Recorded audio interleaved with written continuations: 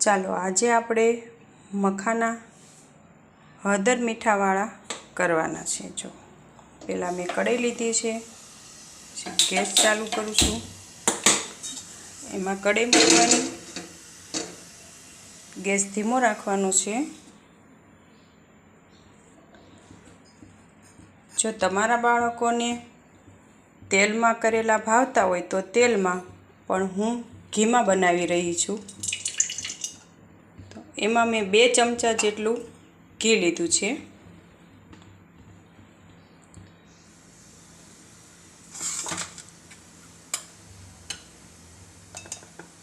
એમાં મેં 1 ચમચી હળદર નાખી છે। પછી આપણે આ રીતના મખાના આવે છે,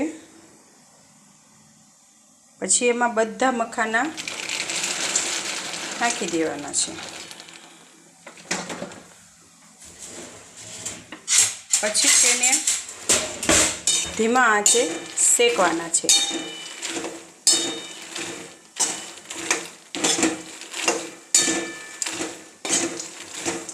જ્યાં સુધી બધા મખાના હળદરવાળા ન થાય ત્યાં સુધી બધા એવી રીતે હલાવવાના છે।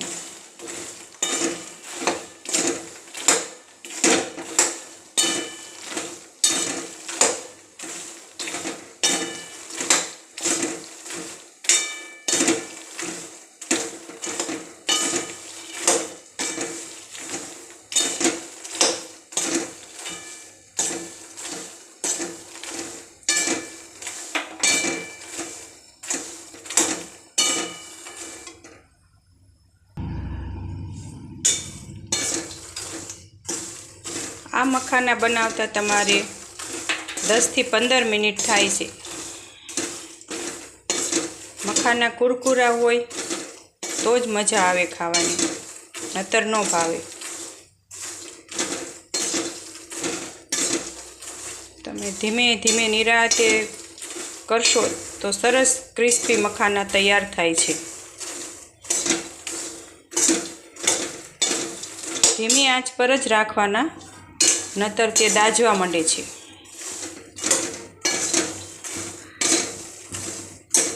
જો આપણા બધા મખાના હળદરવાળા થઈ ગયા છે, બરોબર।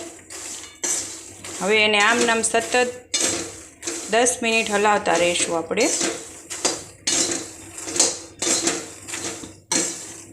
જ્યાં સુધી ક્રિસ્પી ન થાય ત્યાં સુધી હલાવવાના।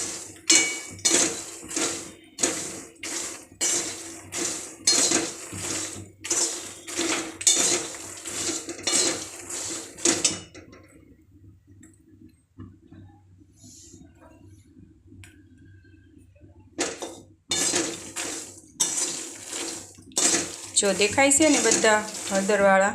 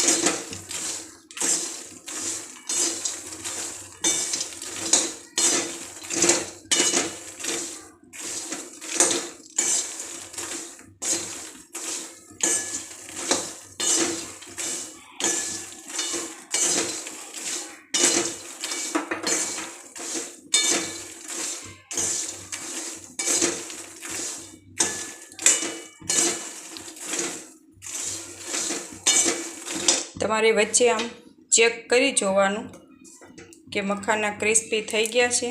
ના હજી નથી થયા તો તમારે ફરી વખત આવી રીતે હલાવતું રહેવાનું, જ્યાં સુધી મખાના કુરકુરે ન થાય ત્યાં સુધી હલાવવાનું સતત।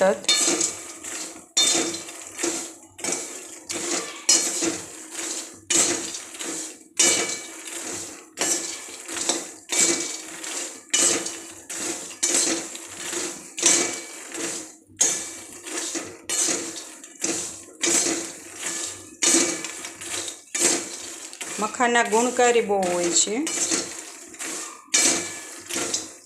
અને ખાવામાં પણ સ્વાદિષ્ટ લાગે છે.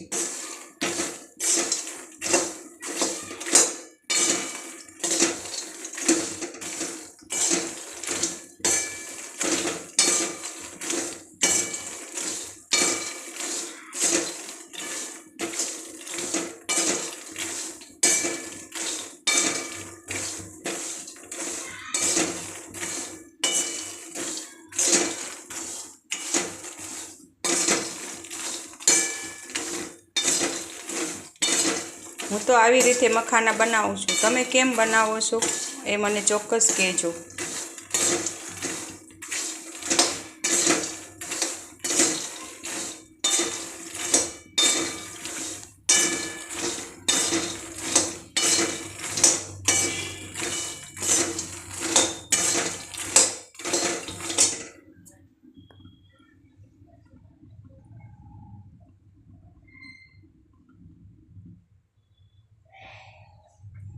ગેસ આ રીતે મીડિયમ રાખવાનો છે. બહુ ફૂલ તમે રાખશો તો દાજી જાય છે, એટલા માટે આને ધીમે આંચે જ શેકવાના છે.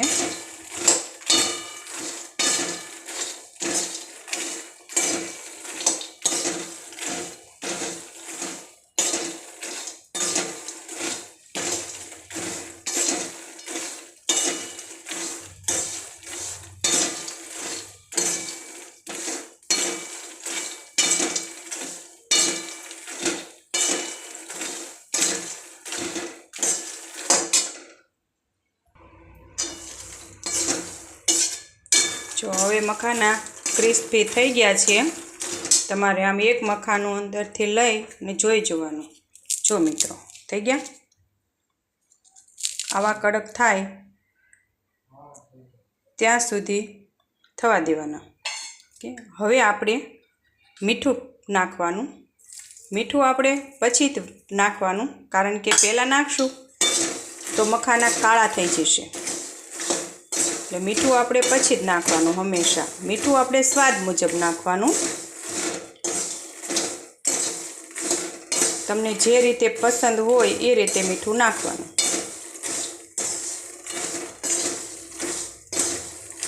જો આપણા મખાના તૈયાર થઈ ગયા છે. હવે તમે ઠરે એટલે વણણીમાં ભરી શકો છો. જો છે મખાના તૈયાર.